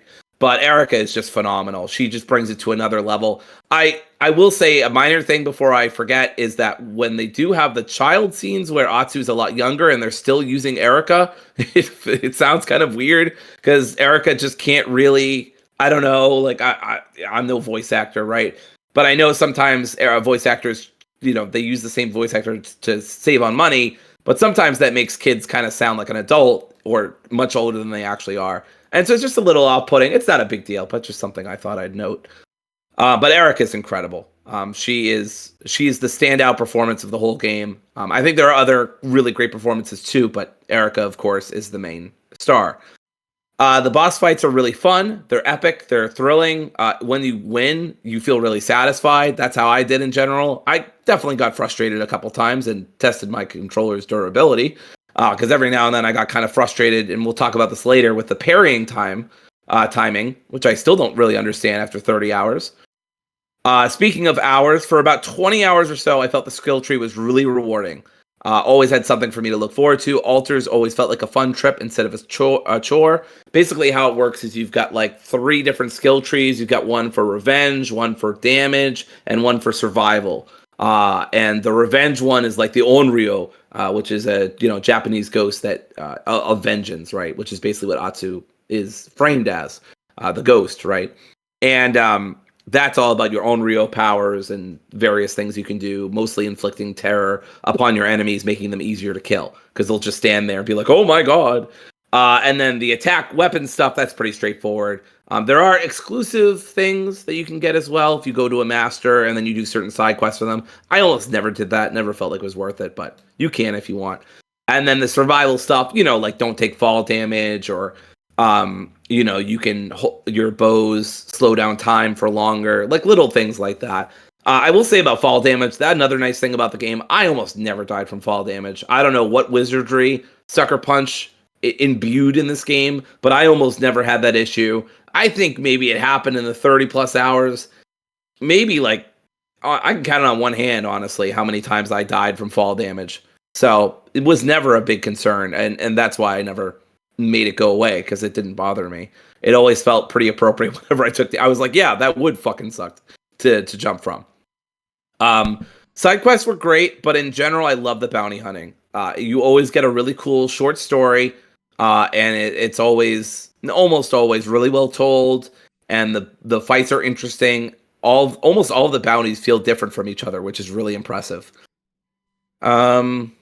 And yeah, I loved the ending. Brought me to tears. I was very moved by it. I'm a big, Kim will tell you, and I think Seb will tell you too. I'm a big wimp when it comes to, not that there's anything wrong with crying, but sarcastically, I'm a big wimp when it comes to media and stuff. That stuff really gets me. So yeah, I cried a lot during this game. I loved it a lot, as you can tell. Seb, any questions or comments you want to make about the pros before I move on to the cons? What mode did you play it in? Did you switch it around or just pretty? I didn't fuck with the settings at all. I have no idea, honestly, even now, whether it was on performance or quality. I have no idea. Well, I never touched it. I don't mean Oh, that. I mean like there's a lo-fi mode and the black and sure. white Oh, mode. yeah, yeah. That I didn't play with either. I just don't care about that stuff. It doesn't Okay. interest me. I did hear the Miku mode, the one that makes everything way more bloody, is super cool and worth checking out. But I just wanted to play the game as the devs intended, and I mean, maybe that's boring of me for some people, but like, I just Sure. wanted to play it how they wanted me to play it, and I was quite happy that way. Yeah, because I played Tsushima in English, and then the second time I played it in Japanese. Yeah, It is good in English though, because you said the actress deserves, or they deserve yeah. a I do nomination. recommend on a first playthrough, everyone listen to I think across the board, the English cast is very good. It's all, Asian voice actors, as far as I could tell. It's very authentic. It comes across very well. I think it's really good and it's worth your time. Don't, I understand the proclivity because I am like this with anime as well. Like I watch Stan to Dan and in sub instead of dub, but like there are the dub here is very good and worth your time. Obviously, Sucker Punch. Well, I think Sucker Punch is an American studio, right? I think. Yeah. Yeah. So obviously they put a little more effort than maybe a Japanese studio would. Although some Japanese studios go really hard for their dub, obviously, like Yeah. Funimation or something. But yeah, Yeah, Sucker Punch is in Washington State. All yeah. right. So I always forget that. But yeah, so they did a great job. And a lot of I noticed when I was going through the credits too, a lot of the team were Yeah. themselves Asian. Not a lot, but like notable figures and key places were Yeah. Asian. It's And of course, Sucker Punch did a lot of consulting too yeah. Yeah. on Japan. Yeah, they got a lot of praise for the first game, especially by Japan, and I think this game is a big seller in Japan. I think it was the highest selling Yep. game in Japan. Yeah, that's the thing too. A lot of people, and I'm gonna very briefly say this before, before I forget. A lot of people were calling Erica out and being absolute assholes to her, and just calling this game woke or whatever because it's got a female pro tag. This game is about revenge. It doesn't care about, and I do, but it doesn't care about identity politics. It's not about, the game's not a meditation on queerness or something. Like it's the most inoffensive fucking game I've ever seen. Any gamer should like this, regardless of your opinion on stupid woke, right? It's just a good game. It's well told, it's well played, it's well constructed. It doesn't waste your time. You can beat this game in like 25 hours. I think that's great for an open world game. I know some people might not like that. I personally think that's great. I did what I would consider a main and sides gameplay loop or gameplay experience, and it basically took me about 35, 36 hours. And I could have definitely shortened that by at least 5 hours by Mm-hmm. cutting out some of the bounties and cutting out some of the side quests and not exploring as much as I did. But I loved it so much that I didn't mind. Mm-hmm. All right, that's it for me for questions. Great. Most of my cons are nitpicks, but I do have them. And it's why it's kind of like an excellent game instead of like incredible or masterful or whatever. This is like a 9 out of 10 for me. Spoilers. But yeah, late game there were some frustrating moments with combat. I know this is realistic, but the guns were sometimes really challenging to dodge, and when they did hit you, boy, they hit like a bus. So, and, it makes sense. I'm not. It's not bad game design or illogical game design, but it is frustrating game design. And I wish they had been a little nicer about it. Um, One of my bigger problems was after 30 hours of playtime, I still found myself confused about the timing for parries. Now, some of that might be on me, LOL, get good, skill issue, etc.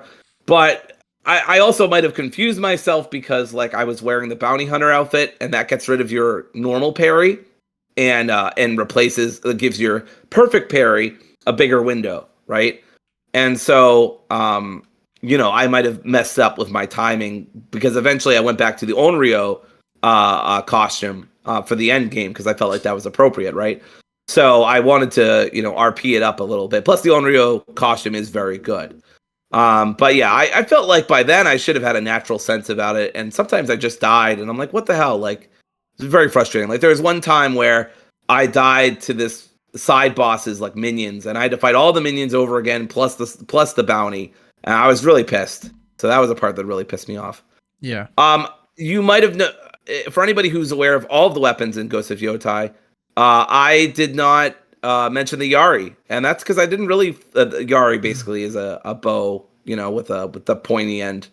Yeah, but yeah, I didn't use it a lot. I wanted it to be kind of my, crowd control area, but because the game is so intent on its rock paper scissors system, which to be honest feels arbitrary sometimes. Why is my dual katana not good against a single katana? And like, it never explains why. It never reasons out why. It's just like, show me the sword that works for this. Show me the, weapon that works best against that weapon. And in the like, while I'm playing, I'm like, why does it work like that? Like, you never explain why.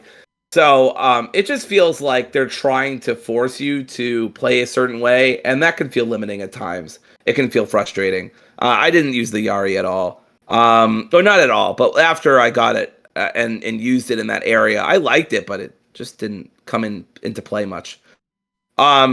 Similar to Ghost of Tsushima, there is no new game plus, at least right now. I'm sure they will add it, but there, at least as of present, when you beat the game, it'll do that classic, oh, well, we're going to pretend that never happened, and you're right before it. And you can go keep exploring Azo and, doing bounties and side quests and meeting people and yada, yada, yada. I let's see. Being able to beat the game in less than 30 hours may make some, not me, feel there's not enough content. Although it's worth noting, Ghost of Tsushima also could be beaten in about mid 20s in terms of hours. I will say though, the how long to beat is different when you start talking about main and sides and completionist. Ghost of Tsushima definitely bigger, or at least more to do. 62 hours as opposed to Yotei, which is more like 48 on average. Uh, what else? Oh, and then another big thing. These I say big thing, but like these are all mostly nitpicks. But this is like relatively major compared to a nitpick. I found the camera and lock-on system in the first 2 hours kind of frustrating. So basically, your options are you have this big wide shot of all of the enemies facing you. So hey, sometimes animals, you got to fight bears. I run away from the bears in this game. By the way, I tried to fight a bear a couple times. Those things are fucking ruthless. I don't know what they're feeding the bears in Azo. You run away. You see a bear, you run away. Do not fight those fucks. All you get is fur anyway. It's not worth it. But they're just like unblockable attack, unblockable attack, unblockable attack, and they do not let up. So anyway, don't fight the bears in this game. That's my warning Imagine, to anybody. imagine having a whole quest for revenge and it ends on a random bear. Like, Oh, I ran into. I think during one mission, I had to fight two bears at once. So what I did was I used my arrows, and then I absolutely prayed for mercy for the second one, and it, just barely was able to beat him. it, Anyway, it would be yeah. hilarious. It'd be hilarious if a game like played the credits when you died. You know what I mean? Like the game ended. Yeah. The camera and lock on system frustrating at first, but eventually I got the hang of it. I locked in, as the kids say, and I was good. But yeah, I mean, your options are like either lock in very narrowly on one target through the up arrow D-pad, or just have this big wide shot. And sometimes it feels weird going from one enemy to another, at least early game, but I got used to it eventually. It was originally going to be like a big part of why I was finding the game frustrating, but then, I got used to it. So whatever. And that's it. The game's excellent. It's in my top 5 for sure. I don't know if it's going to stay there after Outer Worlds and Ninja Gaiden. I'm also sure that I pronounce various Japanese words in terrible American accents and in 5 different ways. So I apologize. But it's a really good game. Everybody should go play it. I'm very sad that Seb's waiting until the PC version because it's that good. But, obviously, you play however you want to. But yeah, loved it. 9 out of 10 for me. Now, where does it rank for you? Your top 10? Uh, in terms of my top 10, Yeah. let me see. I believe it's in my top 3. Yeah, it's my top 3. Split Fiction is just ahead of it only because Split Fiction is more consistently enjoyable in terms of gameplay. Obviously, I found the story, acting, and writing much better. But as we always say here, gameplay at the Gaming Lounge podcast, gameplay is king, right? So I had to give the slight edge to Split Fiction just because it's more consistently enjoyable. And obviously, nothing's beating Expedition, so yeah, you can fuck off with that. But Yeah. I loved this game. Honestly, this was really really good. It's above. I struggled to put it above Metal Gear Solid, because it's such a classic story. But I did love the combat and the gameplay more than I did in Metal Gear. By a good amount, not by a huge amount, but by a good amount. And obviously, there's a lot of modern optimizations that game just doesn't have either. So it was a tough call, but definitely top 5, and at least as of right now, top 3. Yeah, I mean, I do feel bad that I will not have Death Stranding 2 or Ghost of Yotei in my top 10 because I'm waiting for the PC versions. So my list is going to Yeah, be very PC, Nintendo heavy, but it is what it is. Can't make decisions based on a podcast topic. Um, but uh, right. but yeah, it would be my top 10 probably. I mean, Ghost of Tsushima was like top 5 game for me. I think it was definitely my top 10. It was an incredible game. So this doesn't surprise me. It's just as good. I ignore all the Twitter noise or anything like that. I think you'll enjoy video games a lot better if you just ignore Yep. social media and YouTube and things like that. Just I'm not saying you shouldn't question anything and all that stuff. I'm not saying you just just let companies do whatever they want and support them no matter what. I mean, Right. obviously, you should have criticism, but you'll be a lot better. You'll enjoy games a lot more if you just ignore the usual crowd, the typical people who Yeah. And outright. it seems like a lot of people have because this thing is selling incredibly well. It's one of the best Mhm, selling PlayStation games. It's mhm. doing very well for itself. I don't know if it's outpaced Tsushima. I can't remember the exact numbers, but it's doing in that ballpark within the first few days, which or first like week, which is awesome. I was able to beat this game in less than a week, actually, about like 6 days. Um, and I did not 100% it at all. There was lots of stuff left for me to do, but I just wasn't interested in doing a lot of that. So, Yeah, it's already sold 1.6 million copies, yeah, which is great. which is So, good. Yeah. I'm very excited for what the future has. There's a nice little nod to Sucker Punch's previous games, wink wink nudge nudge. And in the game, so that's nice. I'm glad they haven't forgotten where they come from. I didn't really play a lot of those games when I was younger, in terms of the Mr. Thievis Raccoonus. But I do hope that they make either remakes or a remaster collection or just do another game for that franchise. I know that it feels like they've done a Naughty Dog where they've moved on from the cartoony and kiddie games and they're doing more Yeah. serious games. Well, they could. But They which could. is a shame. They could still do Infamous. That fits that bill, I think. That's true. They That's true. I did. forgot they did Infamous. Yeah, that was their major franchise besides like Cooper. But um, Yeah. I think now though, after this game, I mean, I haven't played it, but like I can tell what kind of game it is. I mean, I've seen enough of it. Right. I think it's time to go away from that. Like, do something different now, right? I feel like you think this franchise needs? This is even a franchise. Do you think it needs a third game in it, really now, or I think that's a nice bow? I I don't know. Honestly, I don't. I wouldn't mind a third one, but also I don't really know what more you can really do with this because it really Yotei just feels like an extension of Tsushima, and it just feels like there is, by the way, a nice little tiny nod to Tsushima. I think at one point in the game, and that's it. But yeah, it feels like just an extension of it, and it does, and that's not a bad thing. 'Cause I love Tsushima too. I don't remember where the hell it was on my top. I don't even think I was doing top tens in 2020, but I We did. loved. I remember loving it. We So we did. That was our first podcast. Um, yeah. So, y- yeah. So I think it's time for Sucker Punch to do something different now. I feel like, but maybe this game sells gangbusters and they do a third one. But I mean, I'm not against it, right? I'm just hoping it comes to yeah, it was PC. my Go ahead. God, what a fucking year. It was my number four. I actually had it above Hades, which is kind of crazy to look back on. But yeah, right below FF7 remake, Miles Morales, and of course, The Last of Us Part 2. What a year. Let me see. But yeah. Where was mine at? I had I remember the RE3 make. Everybody was so mad. I had that in my number six. I had it number 4 for me. Oh, so we both had it at number four. Yeah, I had Last of Us Part Nice. 2 as my number 1. I had Yep. Hades number 2. Now, like, this is my retro list. Not like at the time I didn't have Hades. I didn't play Hades yet. But now, Last of Us Part 2, Hades, and then I had the Demon Souls remake, and then Ghost of Tsushima.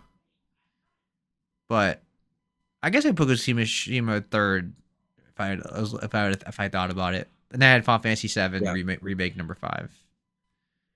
That was a good ass year, Yeah, it was. especially for PlayStation. We had Last of Us and Ghost of Tsushima like back to back, like month. Like I think Last of Us was June, and then Ghost of Tsushima came out in July, and then the PS5 came out in November of that year.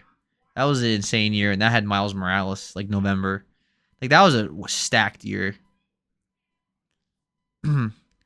And we had Final Fantasy 7. Man, that was like PlayStation's one of the best years PlayStation ever had, right?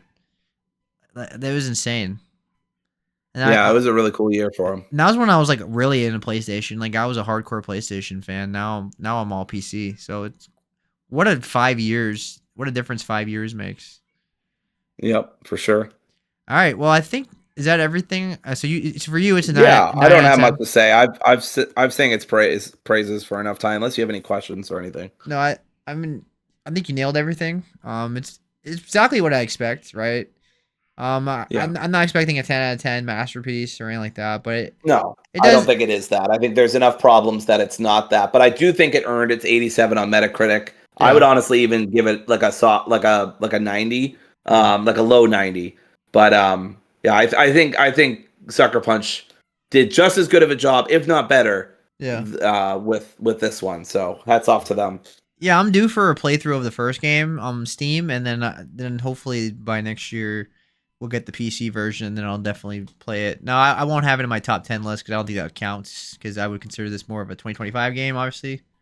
Yeah, But it I would definitely I'll definitely really enjoy it. It's my kind of game. I'm a sucker for samurai games. I'm sure I'll love the story. The visuals are incredible. I love Ghost of Tsushima. It was one of the best PlayStation games ever, yeah, and it was my kind of game. I mean, I loved being like a wandering samurai, like Roni Kenshin, and just taking on a bunch of people.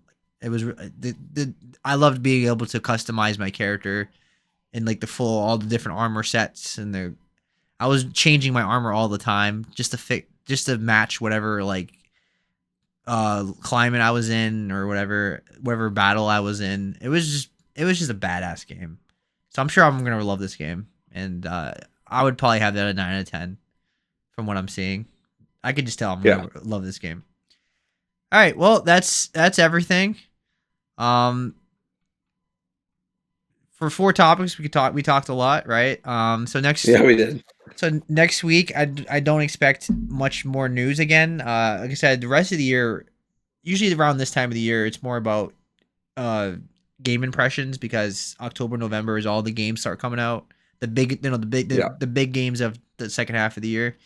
So we're not gonna have a lot of news. So our episodes are gonna be very discussion based again, right, and very spotlight heavy. So expect that again next week. I will be talking about Little Nightmares 3, which is unfortunately not as good as the first two. Not surprised because different studio worked on it. And then I will be talking about Final Fantasy Tactics because I didn't put enough hours into it to give an impression yet. So that's why I didn't do it today. And then a bunch of other games there's a bunch of other games to talk about. We'll probably do several spotlights next week, like at least three for each of us, yeah. possibly. So If I beat Digimon, I might briefly say some words on it. I also want to start up Wander Stars and Metal Eden, so I might talk about those too. I yeah, also really want to play Look Outside, and it's the perfect month for it. yeah, So I might start Look Outside. The problem is Keeper comes out in about 6 days, so yeah. I'm gonna have my hands full just trying to beat Digimon in time. So we'll see what happens. Yeah, and I'm still, and then I've been playing the Mario Galaxy collection, and then a bunch of indie games came out that I've been playing, and I'm on like episode 5 or 6 of Wander Stars, so I'll have that beat probably by next week too. So we got a lot to talk about. This is what I'm saying. So expect that heavy from us in the following weeks, and then of course we'll have a Halloween topic again next week too. All right, Yep. thanks for watching, everybody. You have a good night. Peace out, and I hope everybody has a happy Halloween season. Take care. Bye. Spooky.